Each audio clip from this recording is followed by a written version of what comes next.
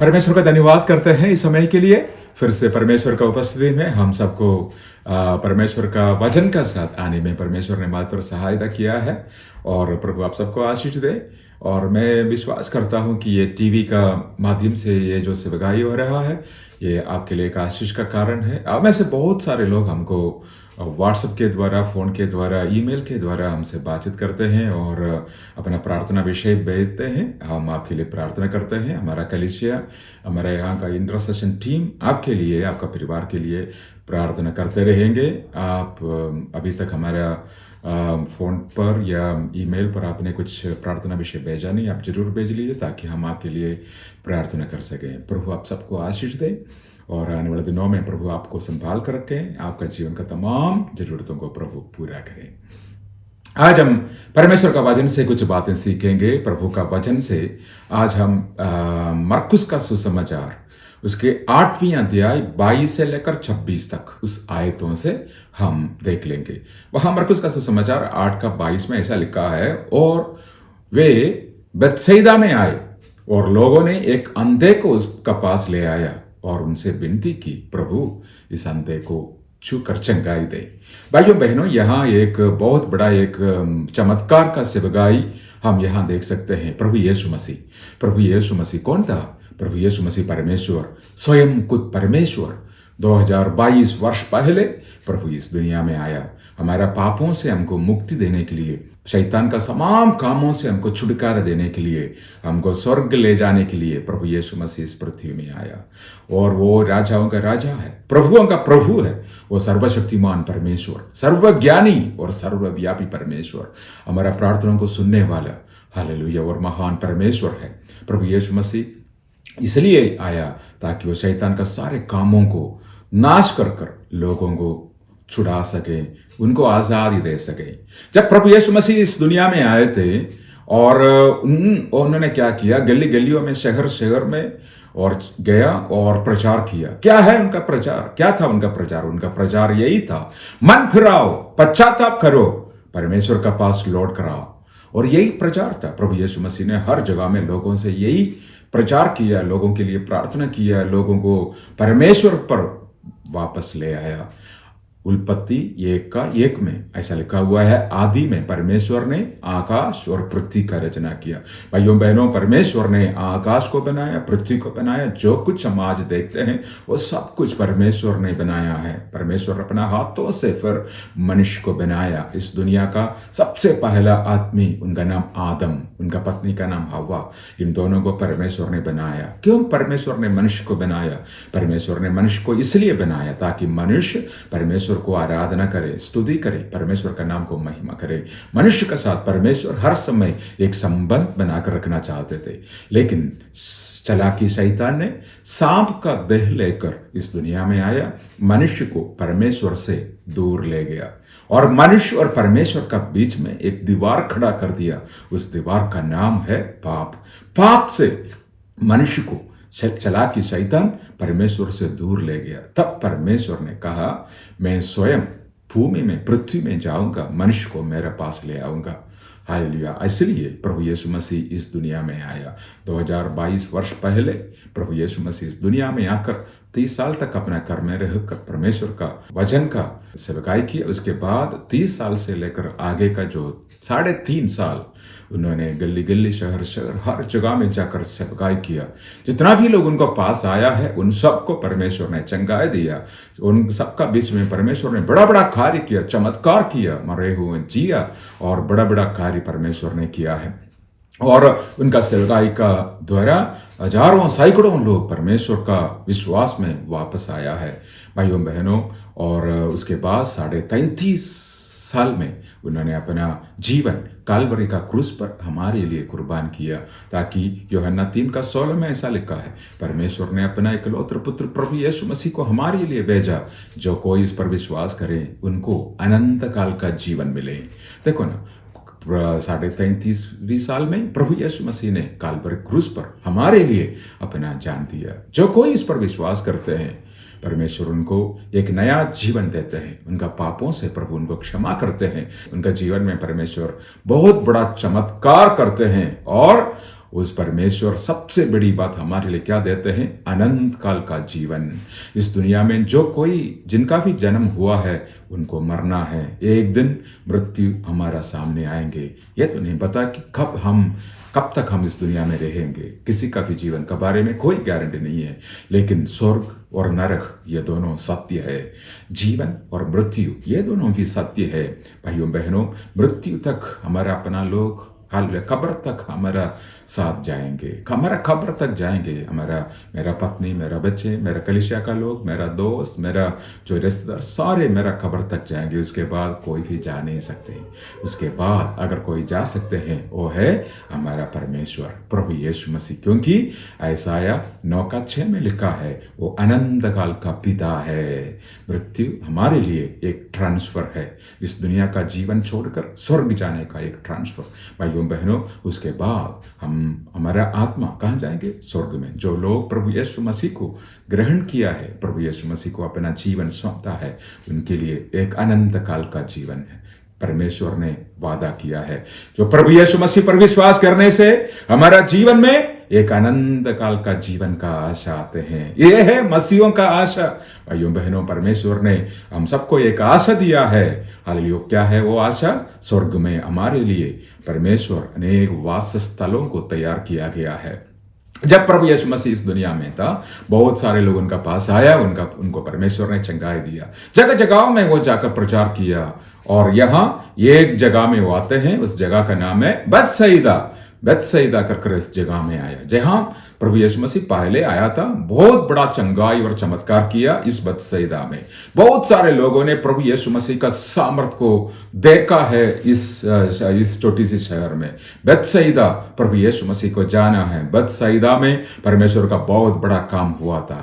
यहां जैसे दूसरा बार जब प्रभु यीशु मसीह यहां आया सेवकाई करने के लिए, तब वहां का लोगों ने एक अंधा आदमी को प्रभु का पास ले आया। प्रभु से कहा, प्रभु इनको चंगाई कर।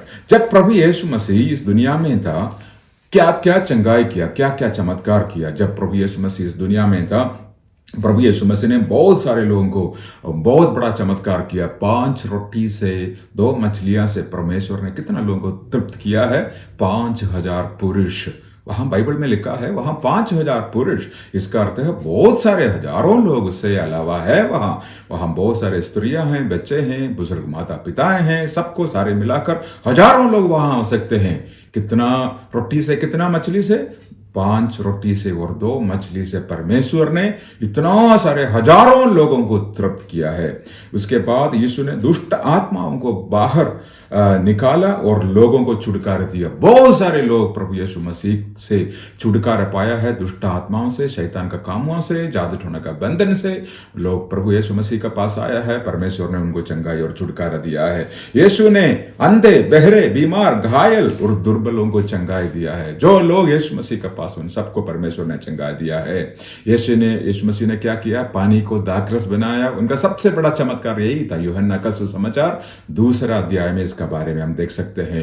यीशु ने समुद्र और प्रकृति को, अन्य सत्वों को नियंत्रित किया।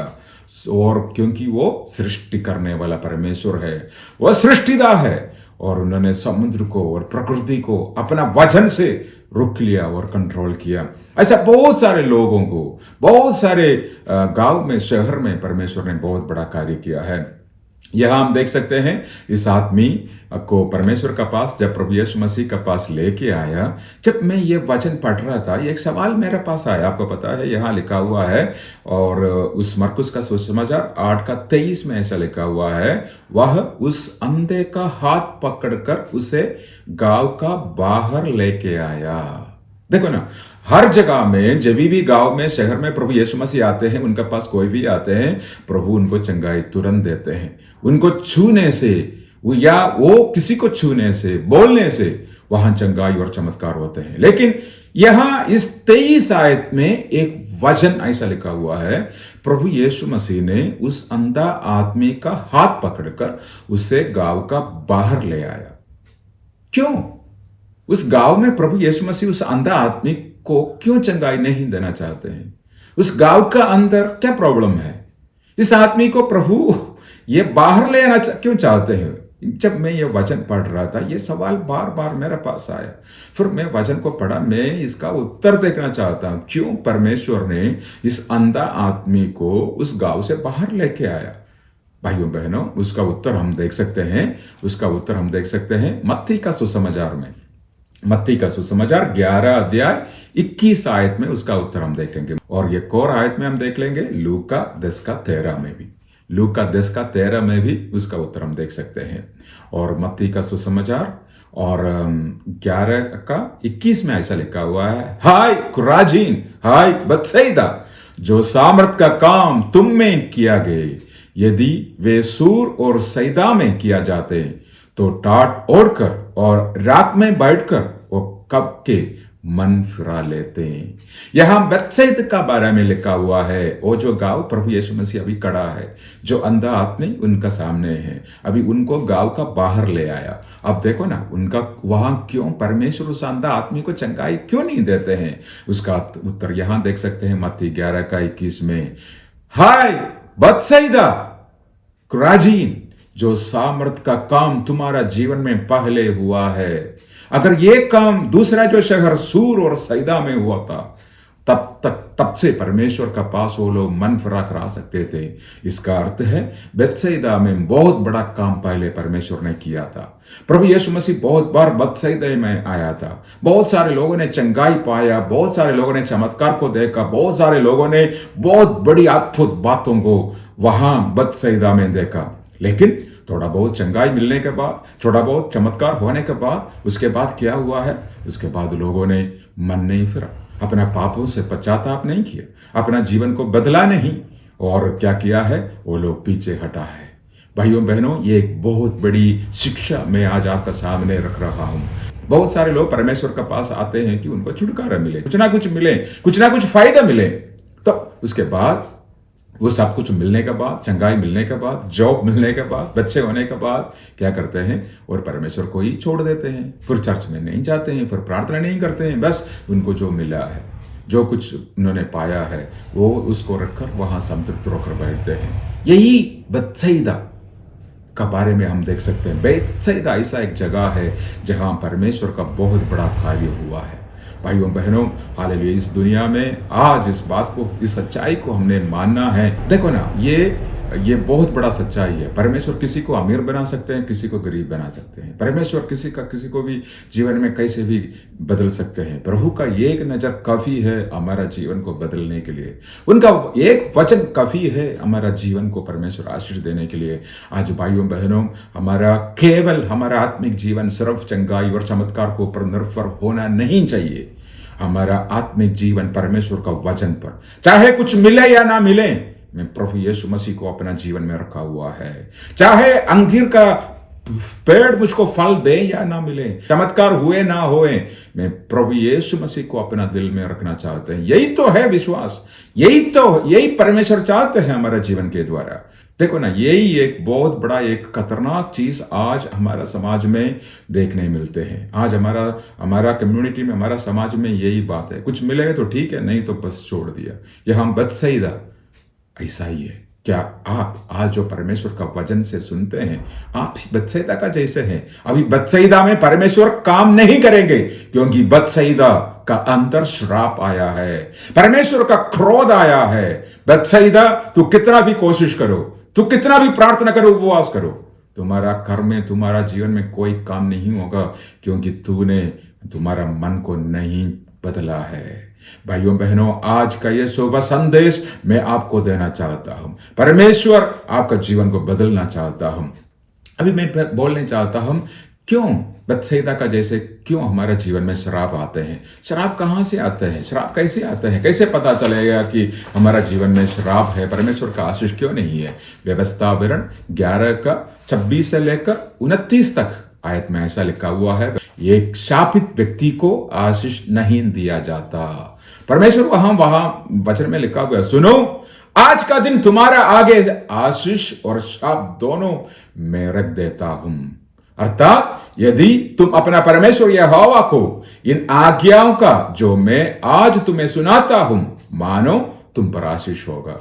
व्यवस्थावरण 11 का 26 से लेकर 29 तक परमेश्वर कहते हैं तुम्हारा सामने आशीष और श्राप ये दोनों रखा जाता है। तुम किसी को भी चुन सकते हैं। परमेश्वर किसी का हाथ पकड़कर ये नहीं बोलेंगे बेटे ये नहीं करना, वो पाप नहीं करना, वहां नहीं जाना, ये नहीं देखना। किसी का हाथ पकड़कर परमेश्वर ऐसा नहीं। परमेश्वर कहते हैं तुम्हारा सामने में रखा हूं, अगर आशीष का रास्ता चुन लिया तुम्हारा जीवन बदल जाएंगे, तुम्हारा बच्चों पर, तुम्हारा पीढ़ियों पर प्रभु का आशीष बने रहेंगे। तुम श्राप भी ले सकते हैं। अगर श्राप का रास्ता लिया तो क्या होगा? शैतान एक खिलौना का जैसे तुमको इस्तेमाल करेंगे। तुम्हारा शांति को, तुम्हारा आशीषों को, तुम्हारा अच्छा श्वेत को वो लूटेंगे और तुमको हाल वो सत्यानाश करेंगे। आशीष और श्राप ये दोनों हमारा बीच में है भाइयों बहनों। बाइबल में हम देख सकते हैं कि कहां से श्राप मिलते हैं, हम क्या करने से आशीष रुकते हैं, श्राप आते हैं। सबसे पहले उत्पत्ति 2 अध्याय 16 और 17 में वहां हम देख सकते हैं जब मनुष्य परमेश्वर का वस्तु ले लेते हैं वो श्राप बन जाते हैं। जो परमेश्वर का है वो परमेश्वर को देना है। जब मनुष्य उस ले लेते हैं, देखो परमेश्वर कहते हैं सारे फल तुम खा सकते हैं लेकिन इस वृक्ष का फल तुम मत खाना। भाइयों बहनों, श्राप जब इसलिए आते हैं जब हम परमेश्वर का जो है, परमेश्वर का सब कुछ जो है, हम परमेश्वर का जो चीज जब हम लेते हैं वो श्राप बन जाते हैं। और जो प्रभु का दिन को अनादर करने वालों को श्राप मिलते हैं। प्रभु का दिन क्या है? इतवार का दिन। इतवार का दिन में हमको क्या करना पड़ेगा? हमको चर्च में जाना पड़ेगा, प्रार्थना करना पड़ेगा, आराधना करना पड़ेगा।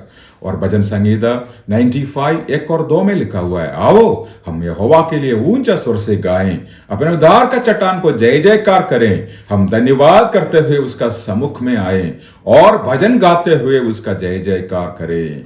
भाइयों बहनों, अगर आपका आसपास कोई चर्च है, प्रार्थना होते हैं, वहां जरूर जाना, बैठकर प्रार्थना करना, एक दूसरों के साथ संगति रखना, ये परमेश्वर चाहते हैं। आपका जीवन को परमेश्वर आशीष देंगे। और भजन संगीता 122 का 1 में ऐसा लिखा हुआ है, जब लोगों ने मुझसे कहा कि हम यहोवा का भवन का ओर चले तब मैं आनंदित हुआ। जब मेरे को पता चला कि वहां प्रार्थना होते हैं, चर्च में आराधना होते हैं, जब मुझको सुना मैं आनंदित होगा। चर्च में हम आनंदित होकर खुशी के साथ, आशीष के साथ वहां जाते हैं ताकि हम पिता परमेश्वर को धन्यवाद, स्तुति, महिमा, आराधना कर सके। प्रभु का दिन को अनादर करने वालों को जीवन में क्या होते हैं? श्राप आते हैं। उसी दिन, इतवार का दिन बैठकर टीवी नहीं देखना। इतवार का दिन में मैं किसी शादी में या किसी और कोई जगह में जाते नहीं। इतवार का दिन में 10 बजे से लेकर 11 बजे तक मेरा चर्च में प्रार्थना है, चाहे जहां भी हो, मैं उसी दिन प्रार्थना में जाएंगे, परमेश्वर को आराधना करेंगे। अगर कोई आकर मेरे को शादी में बुलाते हैं या कोई पार्टी में, मीटिंग में बुलाते हैं, कोई कार्य के लिए बुलाते हैं, मैं बोलता हूं भाई इतवार का दिन, संडे का दिन मेरा प्रभु का दिन है। संडे के दिन मैं चर्च में जाऊंगा, प्रार्थना करूंगा, आराधना करूंगा, बस बाकी सारे काम 12 बजे के बाद या 1 बजे के बाद संडे में मैं आऊंगा, कर सकता हूं। लेकिन ये जो समय है प्रभु का दिन है। अगर प्रभु का दिन को अगर आप अनादर करेंगे, आप आदर नहीं देंगे, श्राप आपका जीवन में आ सकते हैं। दूसरा, जो प्रभु का है वो प्रभु को देना है। परमेश्वर का जो दशांश है, जो बाकी जो परमेश्वर का आशीष है, हम परमेश्वर का देना है। परमेश्वर का सेवकाई, अभी ये टीवी में मैं प्रचार कर रहा हूं इसलिए कि बहुत सारे लोग जो उनका जो आशीषों से मुझको हेल्प करते हैं, मदद करते हैं, तभी मैं इस टीवी में प्रचार कर सकता हूं या और कोई सेवकाई के लिए मैं जा सकता हूं, क्योंकि परमेश्वर का लोग अपना जो कमाई से मुझको मदद करते हैं ताकि मैं प्रभु का सेवकाई अच्छी तौर पर कर सकूं। भाइयों बहनों, जो प्रभु का है प्रभु को देना है। अगर प्रभु का देने से अगर अपना हाथ में रखे तो वो आपका जीवन में कभी सफल नहीं होगा। आप दवाइयों में, आप दूसरा चीज़ों में वो खर्च करेंगे। जो 100 रुपये देना था वो 100 रुपये आपने नहीं दिया, आप 1000 आपका जीवन से फालतू चले जाएंगे, क्योंकि आपका जीवन में श्राप आया हुआ है। और तीसरा, और जिन्हें परमेश्वर का भय नहीं, उनका ऊपर भी श्राप आते हैं। आज हमारा पीढ़ी में, हमारा समाज में, आज हमारा जो समय में सबसे बड़ी एक खतरनाक चीज है, ये है किसी के अंदर परमेश्वर का भय नहीं। जिनका मर्जी जो करना चाहते हैं वो करते हैं, चाहे वो कोई भी हो, विश्वासी भी हो, पास्टर हो। बहुत बड़ी एक चीज हमारा बीच में देखने मिलता है। इसमें मैं बहुत कभी कभी बहुत सोचता हूं क्यों हमारा लोगों का बीच में आज भाई, परमेश्वर का प्रति भय नहीं है। पहला जमाने में परमेश्वर का प्रति भय होते थे, एक विश्वास का साथ, बहुत प्रार्थना का साथ, भय भक्ति का साथ प्रभु का सेवा करते थे। लेकिन आज वो भय है नहीं है। उससे परमेश्वर का भय जब वहां नहीं है, वहां श्राप आ जाते हैं। नीति वचन 3 अध्याय 33 आयत में लिखा है, दुष्ट का कर पर यहोवा का शाप और धर्मियों का वासस्थान पर उसकी आशीष होती है। दुष्ट का कर में श्राप आते हैं, धर्मियों का कर में आशीष आते हैं। मेरा भाइयों को बहनों, आज हालेलुया परमेश्वर का भय मानना हमारे लिए बहुत बड़ी जरूरी है।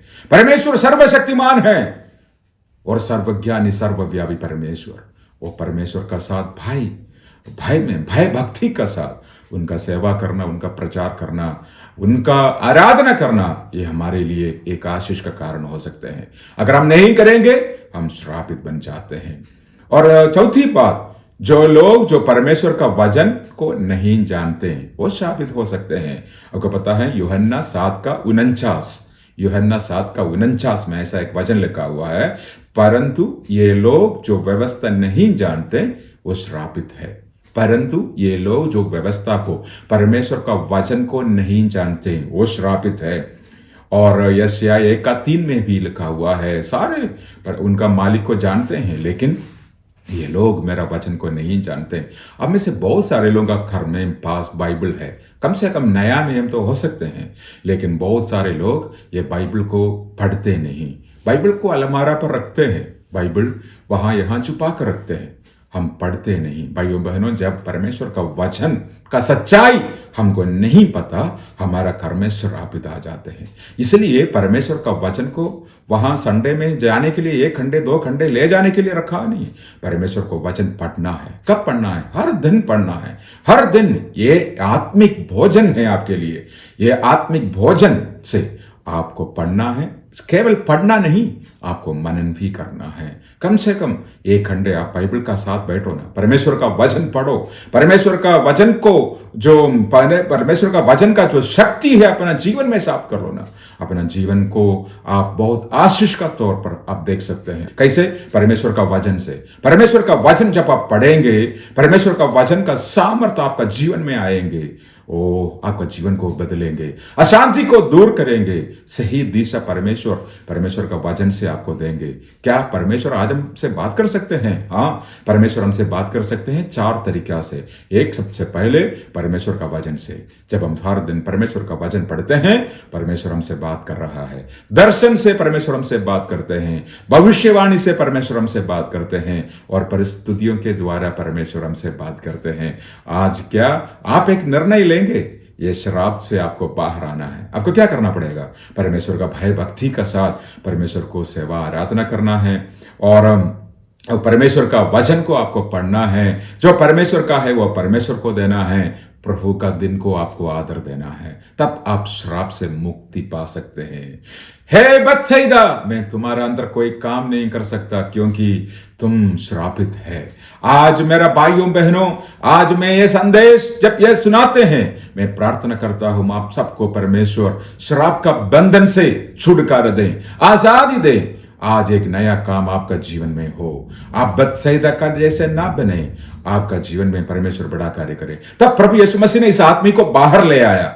वहां लिखा हुआ है, प्रभु यीशु मसीह इस आदमी को बाहर ले आकर, वहां 23 आयत में लिखा हुआ है, उस अंधा का हाथ पकड़कर उसे गांव का बाहर ले आया, उसकी आंखों में थूक कर उस पर हाथ रखे और उससे पूछा, क्या तुम देख सकते हैं?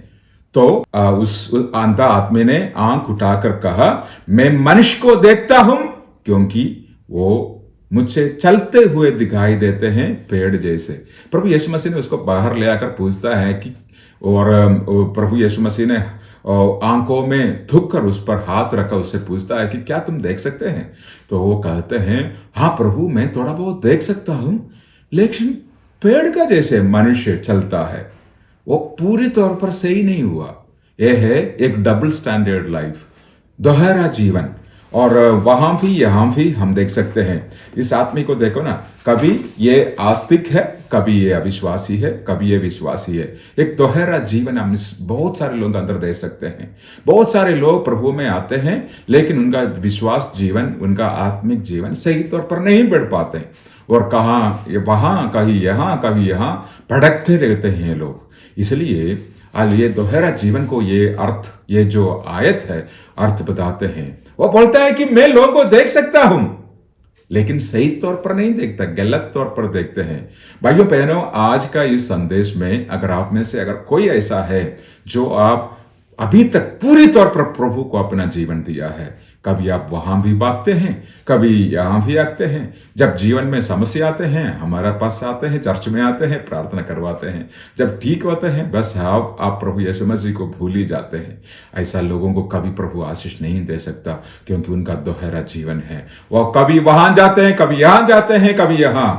बाइबल में एक आदमी है, उनका नाम यहोशू है। बहुत सारे लोग, उनका दोस्त लोग, उनका साथ कार्य करने वाला सारे प्रभु यीशु मसीह को आराधना करने से इनकार किया। परमेश्वर को, यहोवा परमेश्वर को आराधना से हालेलुया बाहर निकला। लेकिन यहोशू अपना पत्नी बच्चों को ले आया, सबका सामने खड़ा कर कहते हैं, चाहे तुम करो या ना करो, मैं और मेरा परिवार हम यहोवा का सेवा करेंगे, हम यहोवा का आराधना करेंगे। एक सारे समाज प्रभु को छोड़ दिया था। तब एलिया ने कहा, मैं नहीं छोड़ूंगा, मैं मेरा परमेश्वर का सेवा करूंगा। भाइयों बहनों, दोहरा जीवन कभी हमको अस्तित्व नहीं दे सकता। आज आपको पूरी तौर पर अपना जीवन प्रभु यीशु मसीह का हाथ में देना है। तो प्रभु यीशु मसीह उनको दूसरा बार उनको छुआ, परमेश्वर ने उनको चंगा दिया। देखो ना, सेकंड टच।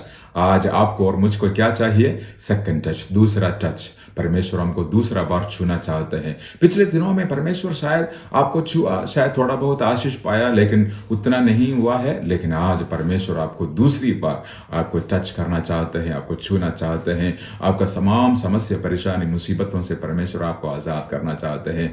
मेरे भाइयों बहनों, क्या आज आपका जीवन समर्पण करेंगे? हालेलुया। पत्रुस प्रभु यीशु मसीह का बहुत बड़ा एक चेला था। प्रभु यीशु मसीह का क्रूसीकरण का समय, हालेलुया, पत्रुस ने प्रभु यीशु मसीह को इनकार किया था। पत्रुस परमेश्वर को छोड़कर चला गया था। लेकिन प्रेरितों का काम 2 अध्याय पेंतकोस्त का दिन में हम देख सकते हैं, पत्रुस वापस आते हैं, परमेश्वर का आत्मा को अभिषेक पाते हैं, परमेश्वर का सेवकाई में हालेलुया वो आगे बढ़ते हैं। उनका एक प्रचार से 3000 लोग प्रभु का पास आए, क्योंकि उनको दूसरा बार परमेश्वर ने छुआ। पहला बार हालेलुया अच्छी तौर पर आप आत्मिक जीवन पर बढ़ा नहीं, लेकिन आज दूसरी बार प्रभु आपको छूना चाहते हैं। आप में से कितना सारे लोग कहेंगे, प्रभु आज हालेलुया मुझको छू लीजिए परमेश्वर, दूसरी बार मुझको छू लीजिए परमेश्वर। मेरा जीवन को मैं समर्पण करना चाहता हूं, शराब का बंधन से मैं बाहर आना चाहता हूं। मेरा जीवन को प्रभु तू छू कर आशीष दे दीजिए। इस आदमी को दूसरा बार छुआ, उस पूरी तौर पर देखने लगा, अच्छी तौर पर वो चंगाई पाया। उसके बाद प्रभु यीशु मसीह उनको बुलाकर कहते हैं, वापस इस गांव में मत जाना। देखो ना, वो बत्सैदा गांव का है, लेकिन वो कहते हैं, प्रभु यीशु मसीह उस आदमी को कहते हैं, वापस नहीं जाना उस गांव में, क्योंकि वो गांव श्रापित है, वो गांव में कोई काम नहीं होता, वापस वहां जाना नहीं। ओ, आज आपने अगर निर्णय लिया है, प्रभु का साथ चलने का निर्णय लिया है, अपना पापों को छोड़ना पड़ेगा, अपना नशा को, अपना शराब को छोड़ना पड़ेगा, तभी प्रभु का कार्य आपका जीवन में होगा। इसलिए आज अपना जीवनों को समर्पण करें मेरा भाइयों बहनों, एक नया निर्णय लें। हालेलुया, प्रभु आपको छूना चाहते हैं। कितना सारे लोग आज बोलेंगे, प्रभु मेरा जीवन में आपका हाथ में समर्पण करना चाहता हूं, मुझको छू लीजिए। कितना सारे लोग अपना आंखों को बंद करेंगे, हाथ जोड़ेंगे, मेरे साथ प्रार्थना करेंगे। विश्वास के साथ हम प्रार्थना करें। स्वर्गीय पिता परमेश्वर, आज आपका वचन हमने सुना है, आपका सामर्थ्य वचन आज हमने सुना है। आप महान परमेश्वर, आज जैसे मैं प्रार्थना करता हूं मेरा भाइयों के लिए, बहनों के लिए, मेरा बच्चों के लिए, माता पिताओं के लिए, प्रभु उन सबको छू लीजिए परमेश्वर। तमाम लड़ाई झगड़ा उनका घर से दूर जाएं और परमेश्वर का बड़ा कार्य उनका घर में हो। हालेलुया। प्रभु आप तोड़ने का काम नहीं, जोड़ने का काम करते हैं। यीशु का नाम में बड़ा सामर्थ्य परमेश्वर इस बार हालेलुया, दूसरी बार हालेलुया, आपका आशीष, आपका प्रिय बच्चों को छू लीजिए परमेश्वर, आपका सेवक लोगों को छू लीजिए परमेश्वर, उनको इस्तेमाल करना मेरा प्रभु, बड़ा बड़ा कार्य उनका जीवन के द्वारा कर। धन्यवाद और स्तुति करते हैं, आपने हमारा प्रार्थना को सुना, प्रभु यीशु मसीह का नाम से हम मांगते हैं, आमीन, आमीन, आमीन।